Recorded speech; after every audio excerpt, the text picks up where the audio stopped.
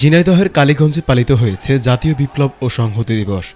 শনিবার বিকেল 3:30টায় উপজেলা ও পৌর বিএনপির আয়োজনে শহরের ভূষণ স্কুল মাঠে বর্ণাঢ্য শোভাযাত্রা বের করা হয়। শোভাযাত্রাটি শহরের বিভিন্ন সড়ক ঘুরে জনতা ব্যাংক মোড়ে গিয়ে শেষ হয়। এ সময় কেন্দ্রীয় স্বেচ্ছাসেবক দলের সিনিয়র যুগ্ম সম্পাদক সাইফুল ইসলাম ফিরোজের জন্য দলীয় মনোনয়ন দাবি করে স্লোগান দেয় নেতাকর্মীরা।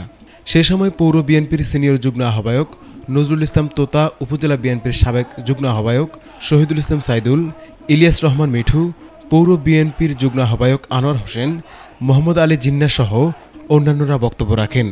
এ সময় ঝিনাইদহ ৪ সংসদীয় আসনে পৌরসভার ৯টি ওয়ার্ড থেকে হাজারো নেতাকর্মী র্যালিতে অংশগ্রহণ করেন।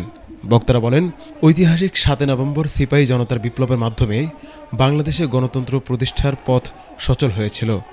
তারই ধারাবাহিকতায় ফ্যাসিস্ট হাসিনার পতনের মধ্য দিয়েই জুলাই গণঅভ্যুত্থানের মাধ্যমে বাংলাদেশে আবারও গণতন্ত্র প্রতিষ্ঠার সুযোগ এসেছে। আগামী নির্বাচনে ধানের শীষকে বিজয়ী করতে নেতাকর্মীদের ভোটারদের দ্বারে দ্বারে যাওয়ার অনুরোধ জানান।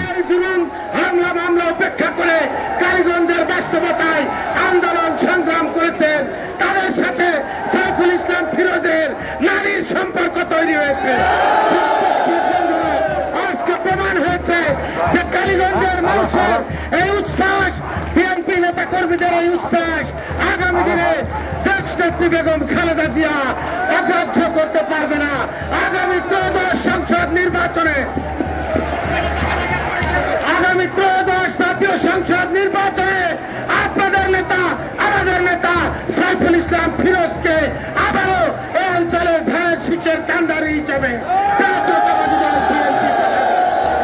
উপস্থিত বন্ধুরা, আপনারা ধৈর্য ধারণ করে আপনাদের মধ্যে যে ঐক্য আর সংহতি এটি রক্ষা করবেন। এটি হচ্ছে আমাদের আজকের এই র্যালি এবং সমাবেশের